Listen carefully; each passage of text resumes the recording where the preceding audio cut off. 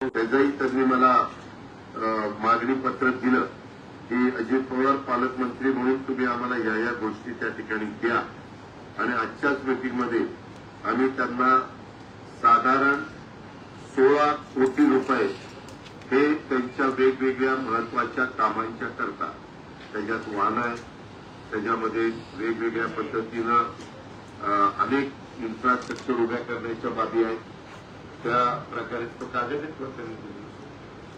त्या पद्धतीनं त्यांनाही मी सांगितलं की त्यांना अधिक पैसे पाहिजेत, परंतु ते काही पैसे आम्हाला राज्य पातळीवर द्यावे लागतील, मात्र जिल्हा पातळीवरच्या बाबतीतले काही निर्णय मात्र आजच्या या बैठकीच्या निमित्तानं आम्ही त्याला मान्यता दिलेली आहे। त्याचबरोबर अंगणवाड्यांच्या बद्दल पण आम्ही जरा काही वर्षाचा कार्यक्रम घेतो आणि त्या फार खराब अंगणवाड्या आहेत, त्या ABCD करून वर्गवारी त्याच्यात D वाल्या पहिल्या घ्यायच्या, नंतर C वाल्या घ्यायच्या, असं करत करत तोही एक कार्यक्रम चांगल्या पद्धतीनं राबवायचा आणि त्यालाही निधीची उपलब्धता ही उपलब्ध करून द्यायची, हा पण निर्णय आम्ही या चर्चेच्या निमित्तानं घेतलेला आहे।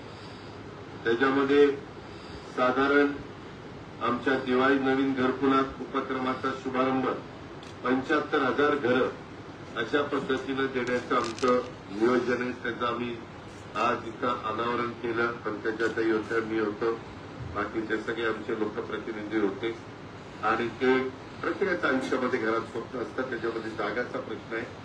कलेक्टरांना सूचना दिलेल्या आहेत की जिथं गायरानाच्या जागा असतील त्या गायरानाच्या जागेची भूमी नाही, त्यांना गायरानाची जागा त्यांच्या घराच्या पुरती अलॉट करायची आणि तसा निर्णय राज्य स्तरावरच झालेला आहे। तशा प्रकारचे आदेश देखील काढण्यात आलेले आहेत। त्याची अंमलबजावणी जे भूमिहीन आहेत त्यांना करायला जिल्हाधिकाऱ्यांना सांगितलेलं आहे।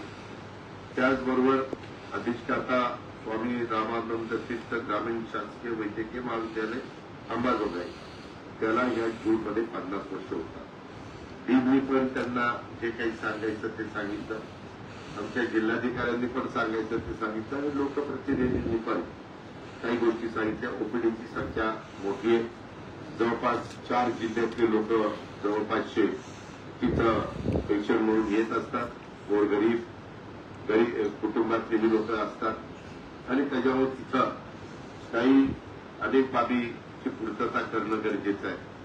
मी 50 वर्ष पूर्ण झाल्याचं निमित्त करून मी त्याला कसा निधी द्यायचा ते मी आणि माझ्या सचिवांनी ठरवलेलं आहे आणि त्या प्रकारे तेही काम हे चांगल्या पद्धतीनं मार्गी लावायचं आम्ही आज ठरवलं।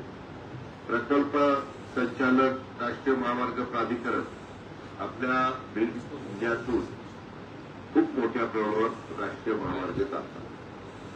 आता बाहेरनं काही रिंग रोड केलेलं असल्यामुळं, बायपास केलेला असल्यामुळं शहरामधली कामं ते एकदा करून देतात, नंतर तुमचं तुम्हाला करा असं शासनाला सांगतात। ही गोष्ट आपल्या शहराच्या बाबतीमध्ये पण घडलेली आहे। तिथं स्ट्रॉंग वॉटर जाण्याच्या करता ड्रेनेजची व्यवस्था करणं गरजेचं आहे। त्याची पण साधन चर्चा त्या ठिकाणी झाली। काही बाबतीमध्ये मला त्या खात्याचे केंद्रीय मंत्री गडकरी साहेबांना पण पत्र द्यावं लागणार आहे आणि तशा पद्धतीनं पत्र देतो। आज सगळ्या मिटिंगचा आढावा मला घेता आला नाही, कारण आता 5 वाजून गेल्यामुळं त्याकरता मी गडकरी साहेबांना जे काही अडचणी होत्या ते त्यांना देणार आहे आणि त्यांच्याकडनं त्या सोडून घेणार आहे।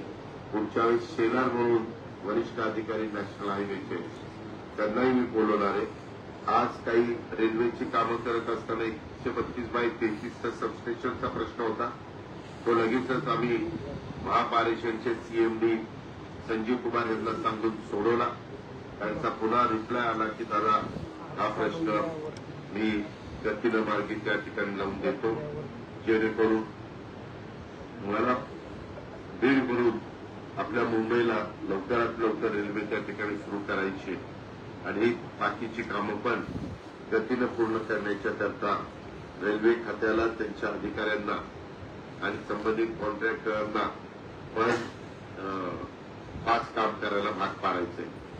एकंदरीतच जिल्हाधिकाऱ्यांनी जिल्हा पोलीस प्रमुखांनी दैनंदिन कामकाजा करता त्यांना 50 झेरॉक्स मशीन, तांत्रिक मान्यता, प्राप्त प्रशासकीय मान्यता करता 1,22,00,000 रुपये मागितलेले.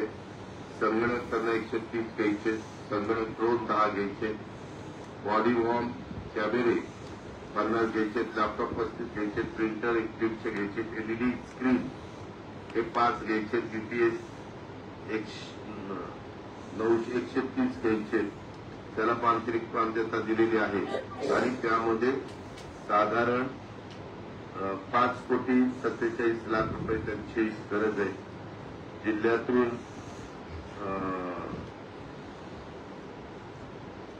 वाहनं ही त्यांना काही घ्यायची, त्या वाहनाला पण निधी मागितलेला आहे, तोही द्यायचा मी ठरवलेला आहे. अशा पद्धतीनं एकूण 16 कोटी रुपये द्यायचं हे ठरवलेलं आहे. पोलीस विभागाची बांधकामं वगैरे हे आम्ही त्यांचं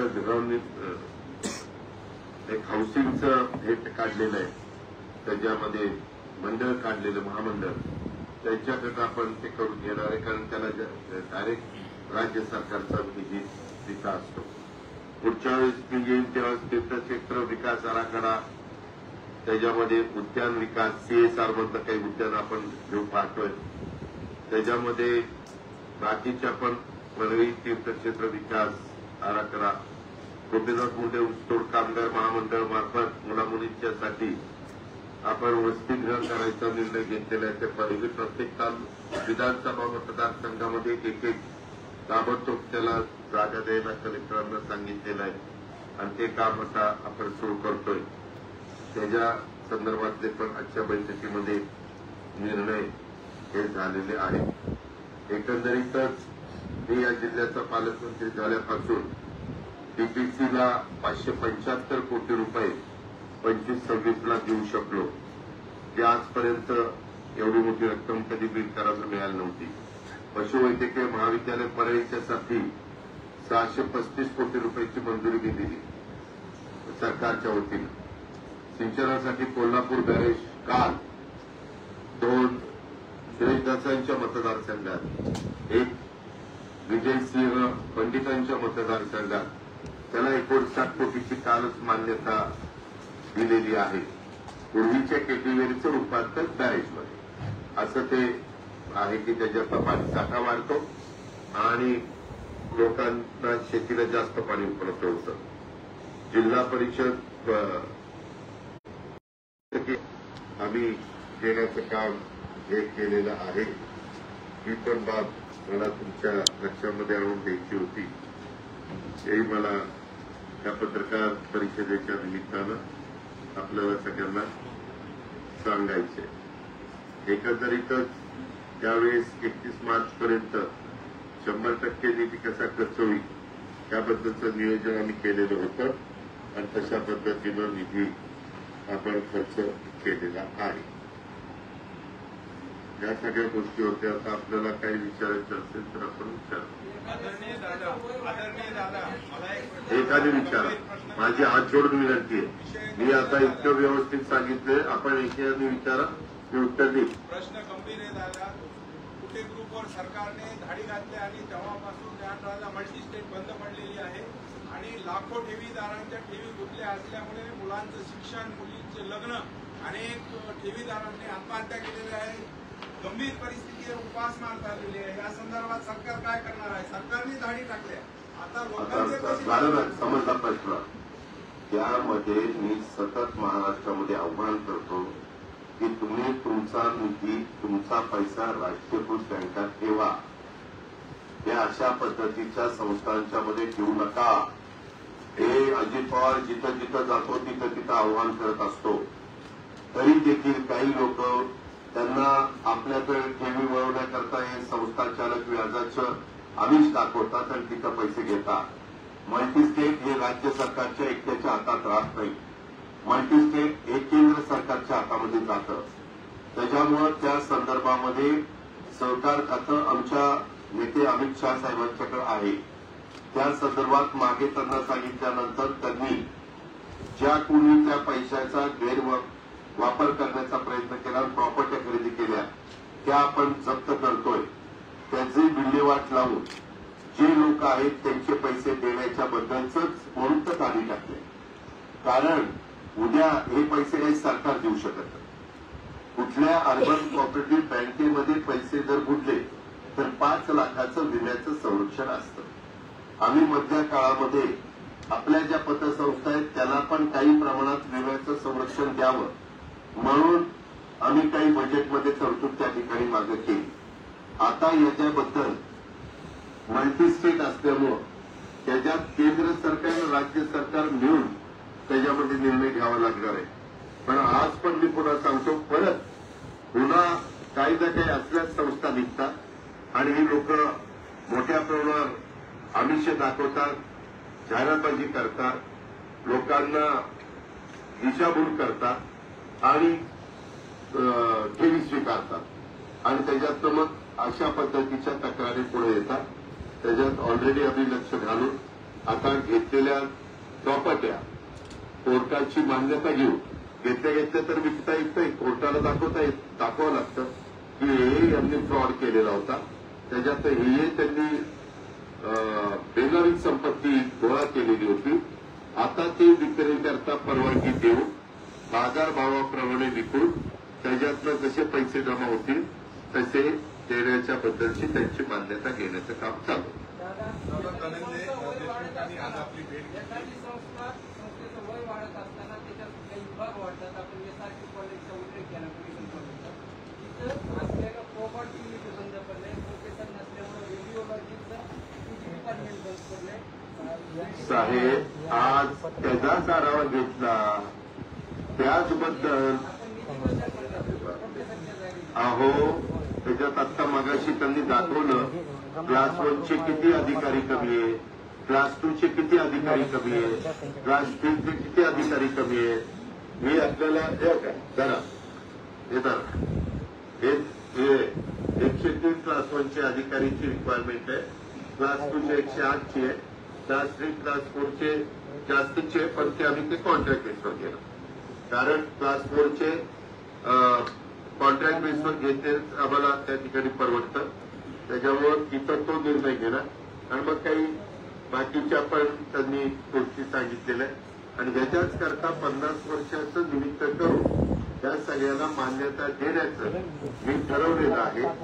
वैद्यकीय शिक्षणच्या दिवसकरची माझे डीसीएमचे सेक्रेटरी राजेश देशमुखांचं बोलणं झालेलं आहे आणि तो प्रस्ताव त्या मंजुरीकरता प्लॅनिंग आणि फायनान्सला येईल, त्याला माझ्या सूचना मंजूर करायच्या. दादा पालकमंत्री बीड शहराला 15 ते 20 दिवसाला एकदा पाणी पुरवठा होतो आणि सीओकडे तक्रारी केल्या तरी दखल घेतली जात नाही. या संदर्भात आपण काहीतरी, आता उन्हाळ्याचे दिवस आहेत दादा आणि पाणी उपलब्ध आहे, 2-2 तलाव मोठमोठ्या प्रकल्पातून. बघा पत्रकार मित्रांनो, तुमचा विचारायचा अधिकार जरूर आहे. महाराष्ट्रामध्ये वेगवेगळ्या शहरांना पिण्याच्या पाण्याची योजना मंजूर केल्यानंतर, पाणी दिल्यानंतर त्यांना तिथं पाण्याच्या संदर्भातलं वापरलेलं बिल भरायचं असतं. इथं बिल भरायलाच कोणी तयार नाही. जर नागरिक प्रतिसाद देत नसतील तर नागरिकांचं काम नाही. आपल्याला रोज पाणी पाहिजे असेल तर लाईटचं बिल त्याला येतं, बाकीचा तर खर्च राज्य सरकार करतं. इलेक्ट्रिक पंप बसून देतं, मोटार बसून देतं, पाईपलाईन करतं, काय वॉल काढायचं, टाक्या करायचं, या सगळ्या गोष्टी करून देतं. त्यामध्ये इथं ही काही सवयी ह्या चांगल्या लावण्याची नितांत गरज आहे. ज्याला आपण आर्थिक शिस्त म्हणतो, ती आर्थिक शिस्त लावली तरच, नाहीतर उद्या तुम्ही जरी राज्याचे प्रमुख झाले आणि सगळ्या गावात असंच लाईट बिल भरायचं नाही ठरवलं, पाणीपट्टी द्यायचं नाही ठरवलं, बरं असं काही नाही. लांब कुठलं तरी पाणी आणावं लागतं. पाणी तर जवळच आहे, त्याच्यामुळे पंपिंग करायला एवढा काही खर्च येत नाही.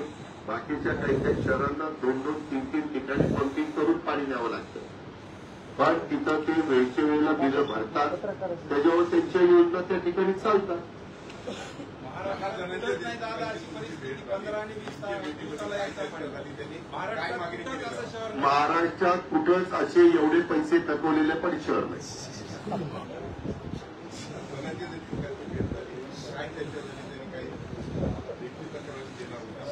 त्यांनी त्यांचं काय म्हणणं आहे ते सांगितलेलं. मी त्यांच्याशी चर्चा केली आणि तो आमच्या होम डिपार्टमेंटशी संबंधित आहे. मी त्याच्याबद्दल आमचे मुख्यमंत्री राज्याचे देवेंद्र फडणवीस साहेबांच्याही कानावर घालणार आणि वरिष्ठ पोलीस अधिकाऱ्यांच्याही कानावर घालणार आणि तशा पद्धतीनं त्यांनी जे काही अपेक्षा व्यक्त केलेल्या त्याची पूर्तता करण्याचं काम करणार. त्याचा अहवाल माझ्याकडे आलेला आहे. त्यामध्ये त्यांना जो अधिकार होता टीपीसीला ते साक्षीदार आहेत. त्यांनी पण ते वाचलं. त्या पद्धतीनं जिल्हाधिकाऱ्यांनी इलेक्शनच्या आधी ज्या मान्यता दिल्या होत्या आमचा जीआरएस आहे का तो जीआरएस होता त्यामुळे त्यांनी ते दाखवलं आणि तो तशा पद्धतीनं तो खर्च त्यांनी त्या ठिकाणी केलेला.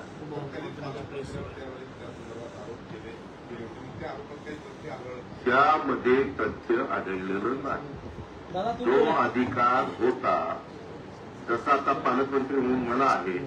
आम्ही आता परवाच ठरवलं की आपलं आता 1 एप्रिल पासून नवीन वर्षाची मीटिंग मी पक्षाच्या ताईंना पण सांगितलं आणि आमदारांना पण सांगितलं की आपण सुरुवातीलाच त्याला प्रमाण देणं त्याला टेक्निकल मान्यता तांत्रिक मान्यता देणं या सगळ्या गोष्टी करू जेणेकरून त्याची कामं लवकर होती आणि कामाचा दर्जा पण चांगला राहतोय का नाही हे बघता येईल. त्याचं मला विकेंद्रित करायचंय आणि योग्य पद्धतीनं त्या गोष्टी करून त्याच्यातनं बिल्ड करायचं मला रिसर्च द्यायची.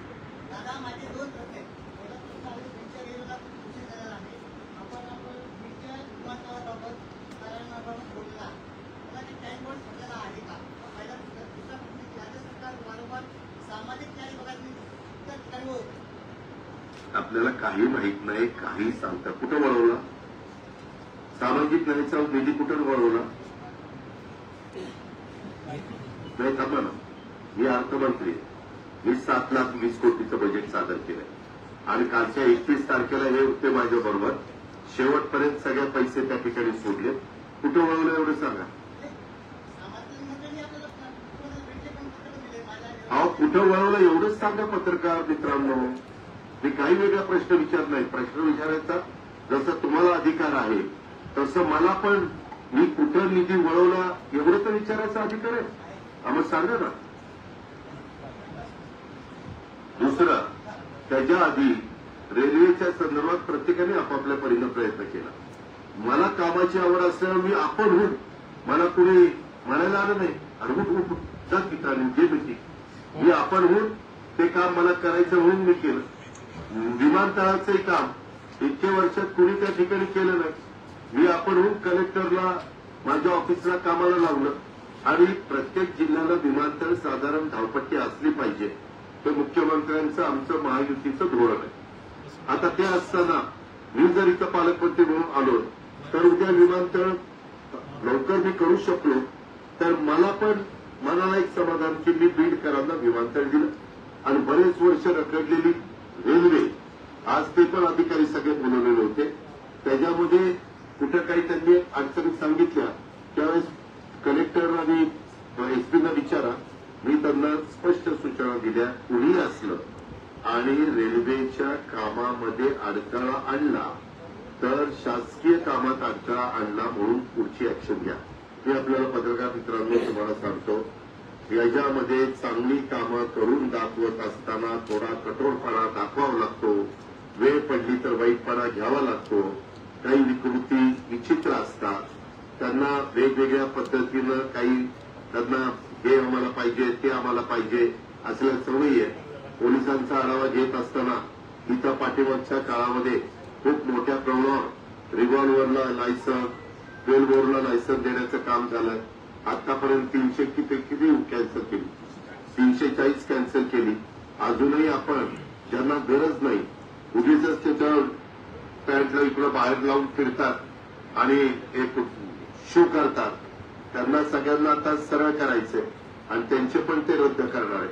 ज्याला खरोखरीच गरज आहे जो वस्तीवर राहतो, ज्याला खरोखरीच गरज आहे, त्याचा व्यवसाय आहे व्यापाराचा किंवा त्याच्याकडे सोन्या चांदीचा व्यवसाय किंवा रात्री त्याला कॅश घेऊन कुठं जावं लागतं किंवा कुठून यावं लागतं बँकेत भरण्याच्या करता, अशांना प्रोटेक्शन मिळालं पाहिजे.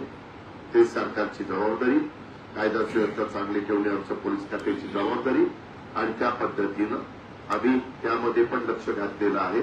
अजूनही 900 काहीतरी आहेत ना, अजून 900 त्याचाही आढावा घ्या. ज्यांची अजिबात गरज नाही त्यांचा त्या कॅन्सल करा. काहींना आम्ही मकोका पण लावलेला आहे. वेगवेगळ्या पद्धतीने चुका करणाऱ्यांना अजिबात धारा द्यायचा नाही आणि एक सगळ्या समाजात जातीय सलोखा राहावा, कुठेही काही अडचण राहू नये, त्या पद्धतीचा आमचा सगळ्यांचा प्रयत्न चाललेला आहे. त्याचाही आढावा आज घेतला. आर्थिक शिस्त लावत असताना प्रशासकीय शिस्त, त्याचबरोबर मगाशी तुम्ही प्लॅन इथं सांगितलं होता, वॉल माफिया, राख माफिया, याच्या संदर्भात आता दादा इथं आल्यानंतर ही सगळी कसं मोडून टाका? ही दादागिरी अगोदर आहे, ती दादागिरी कधी हो, आता मी सांगू अशी मोडून काढणार? तर मला काही कळतच नाही. तुम्हाला ना खरंच मी एसपीला सांगितलं की माझं काम नाही, ते एसपीचं काम आहे आणि एसपीना काही गोष्टी पाहिजे त्या देण्याचं काम माझं आहे. त्या एसपीने सांगितल्यानंतर मी काय सांगितलं, 16 कोटी रुपये तुम्हाला मी ताबडतोब देतो. सांगितलं ना, तुम्ही प्रायोरिटी ठरवा तुम्हाला काय पाहिजे, एवढं तर मी केलं. आणि ह्याच्यापेक्षा जास्त पाहिजे ते मला राज्य सरकारच्या मुख्यमंत्री आणि बाकीच्यांशी चर्चा करून ते द्यावं लागेल. आणि त्यांना सांगितलं याच्यात राजकीय असल्याचे मला तरी त्या दबावाला बळी पडायचं नाही. आणि जे कुणी चुकीचं करत असेल ते कुणी व्यक्ती असू द्यात, सत्ताधारी पक्षाचे असू द्यात, विरोधी पक्षाचे असू द्यात, पक्षीय संबंध नसणारी असू द्या, कुणाचाही बोलायचं ठेवू नका, एवढे स्पष्ट सूचना त्यांना दिलेल्या. दादा, धनंजय मुंडेंनी आजारी असल्याचं कारण दिलं, मात्र ते एका कार्यक्रमामध्ये होते, कार्यक्रमामध्ये होते. धनंजय मुंडे नाराज आहेत का ते मंत्रिपद? अजिबात नाराज नाही, काळजी करू नका. आरोग्य सेवा बीड जिल्ह्यामध्ये अत्यंत चांगली आरोग्य सेवा चाललेली असताना आणि एकाने बोला ना, मागाशीच विनंती केली ना, अत्यंत चांगली आरोग्य सेवा बीड जिल्ह्यामध्ये देत असताना सिव्हिल सर्जनला एका क्षुल्लक प्रश्नावरून विधानसभेत एक प्रश्न केला, ज्याला काही समजत नाही अशा आमदारांनी, आणि तुम्ही एक त्याला मिनिट, विलंबित केलं. पत्रकार मित्रांनो, तुम्हाला प्रश्न विचारायचा अधिकारी तुम्ही चौथा स्तंभ आहे, पण आमदाराला काही समजत नाही हा म्हणण्याचा अधिकार तुमचा. नाही, म्हणजे एक मिनिट, एक मिनिट, चुकीचा एक आरोप करून. मिनिट, एक मिनिट, तुमचा हक्कभंग होऊ शकतो, कारण मी स्वतः साक्षीदार आहे. तुम्ही तुमचंही, आम्ही सर्व गुण संपन्न आहे हा माझा दावा अजिबात नाही, पण तुम्ही आमच्या सभागृहाचंही डेकोरेट ठेवा ना. ते सदस्य आहे, 5 लाख लोकांचं प्रतिनिधित्व करतायत, कायदे मंडळामधला तो एक सदस्य आहे, असं नाही. त्यामध्ये तुम्ही एवढं सांगा की बाबा त्याच्यामध्ये प्रश्न उत्तराच्या निमित्तानं, लक्षवेधीच्या निमित्तानं एका निष्पाप चांगलं काम करणाऱ्या डॉक्टरवर अन्याय झाला, तुम्ही समजू ठीक आहे, मी शकतो. तो माझे शब्द मागे घेतो. आम्हाला ऐकायला आता प्रश्न आहे, मध्येच का मग मी आपलं जातो उठून, मी खरंच मी इतकं तुम्हाला व्यवस्थित सांगतो, माझ्या पुण्या मुंबईतल्या प्रेस मीट होतात, परंतु तुम्ही जरा माझ्याही काही गोष्टी ऐकून घेतल्या पाहिजे. आपण जे सांगताय नाही, शिस्त यांना कुठं लावतं, त्यामध्ये आपण जे सांगितलेलं आहे, आज मला निवेदन दिलेलं आहे, बरेच लोक आलेली होती माझ्याकडे, अनेक निवेदन, मी त्याचं सॉर्टिंग केलं. हे कलेक्टरशी संबंधित, हे एसपीशी संबंधित, सीओशी संबंधित, हे राज्य सरकारच्या मुंबईशी संबंधित ते मी घेतलेले आहे. मी माझ्या संबंधित खात्याच्या मंत्र्यांशी बोलणार आहे की बाबा आपण पहिलं रेकॉर्ड काढून बघा, त्यांचं खरंच पूर्वीचं रेकॉर्ड त्या डॉक्टरांचं तसं आहे का, उगीच नाहक कुणावर अन्याय व्हायला नको. आम्ही राज्यकर्ते, जनतेने आम्हाला केलं, आम्ही अन्याय करायला राज्यकर्ते झालो नाही. आम्ही कुठं अन्याय झाला असेल तर त्याच्यातून तो अन्याय दूर करून मार्ग काढायला झालो. त्याच्यावर प्रत्येक ठिकाणी दोन्ही बाजू असतात. आज अनेकांनी वेगवेगळ्या प्रकारची निवेदनं दिलेली आहेत, तर त्याच्यामध्ये मी महिला शिष्टमंडळाला पण सांगितलं मला दुसरी पण बाजू तपासून घेऊ द्या, आणि दुसरं जर कुणावर आरोप झाला असेल तर एकतर्फीच्या आरोपामध्ये तथ्य मानून मी पुढची ऍक्शन घेतली तर त्याच्यावर तो अन्याय किंवा हे आहे, आणि तो जर गिल्टी असेल तर तो लगेचच एकतर मानतरी खाली घालेल किंवा तो पत्री बसेल, की त्याचं साधारण चेहराच सांगेल की तो काय करतो. आरोग्य सेवेच्या माध्यमातून 10 ते 15 लाख लोकांचे मनात होतं दादा, अन्याय दूर करावा. दादा, भरपूर सुधारणा केल्या, संसदेत मांडले गेले. पक्ष म्हणून काय भूमिका असणार आपली? त्यामध्ये महायुती एनडीएच्या संदर्भामध्ये जी काही भूमिकेच्या बद्दल चर्चा झालेली आहे त्या संदर्भात आमचे चिराग पासवान असतील, चंद्रबाबू नायडू असतील, नितीश कुमारजी असतील, एकनाथराव शिंदे साहेब असतील, त्या सगळ्यांच्या मध्ये साधक बाधक चर्चा होऊन एकंदरीतच त्याच्यातनं योग्य पद्धतीचा मार्ग काढायचा अशा प्रकारची चर्चा झाली. दादा, राज्यामध्ये 165 निवासी आश्रमशाळा आहेत. दादा, शाहू फुले आंबेडकर निवासी आश्रमशाळा. अरे एकानी कितीदा सांगू. हा दादा, 165 आश्रमशाळा ज्या आहेत, शाहू फुले आंबेडकर नावानं योजना आहे आणि त्या लोकांनी राज्यभर आंदोलन सुरू केलेले आहेत. बीडमध्ये सुद्धा 9 दिवसांपासून आंदोलन सुरू आहे. कशाबद्दल? निवासी आश्रमशाळांच्या अनुदानाचा विषय आहे. आपल्याला एकदा तुम्ही तुमची स्वतःची आश्रमशाळा तुम्ही एकदा माझ्याकडे या.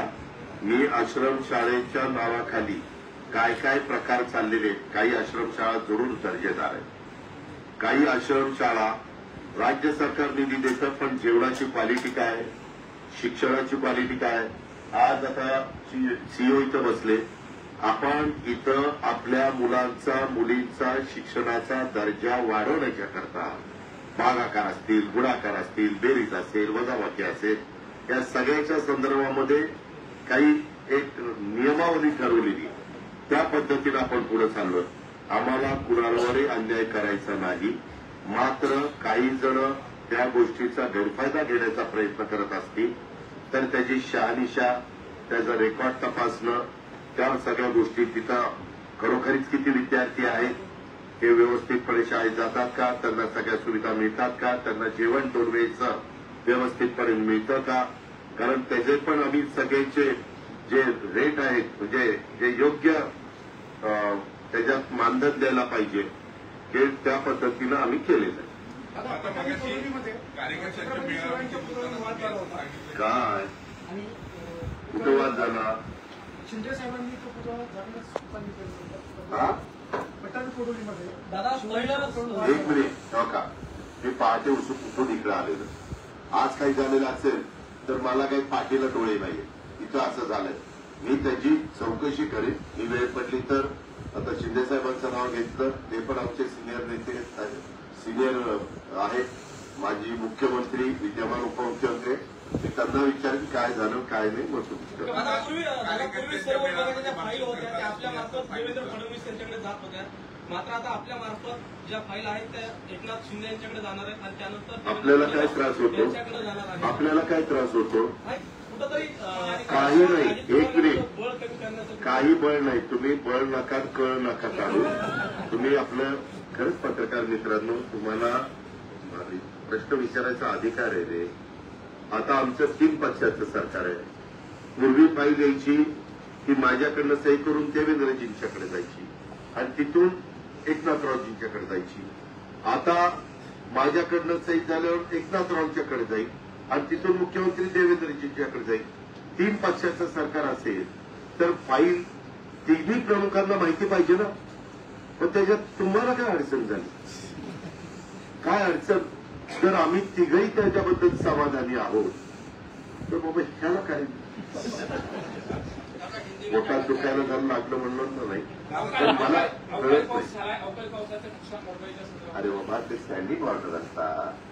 कधी कुठलंही नैसर्गिक संकट आल्यानंतर स्टँडिंग ऑर्डर केंद्राच्या राज्याच्या असतात की नुकसान किती झालं त्याचे पंचनामे करायचे, त्याच्यामध्ये नुकसान भरपाई किती द्यायची, काय द्यायची, हे सगळे जीआर आहे.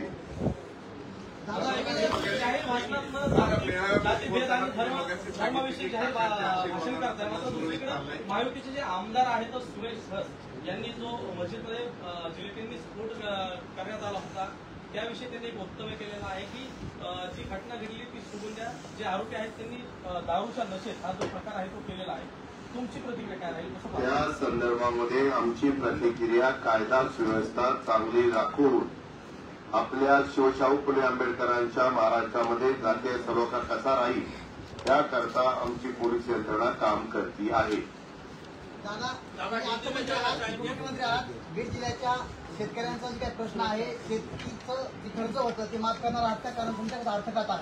तू ऐकलं ना मागे परत एखादा कुठं इतका अजून का मजबूत करतो त्याचं उत्तर अरे त्याचं उत्तर दिलं ना. तू हा रोज माझ्या बातम्या बघत तरी काय. धन्यवाद.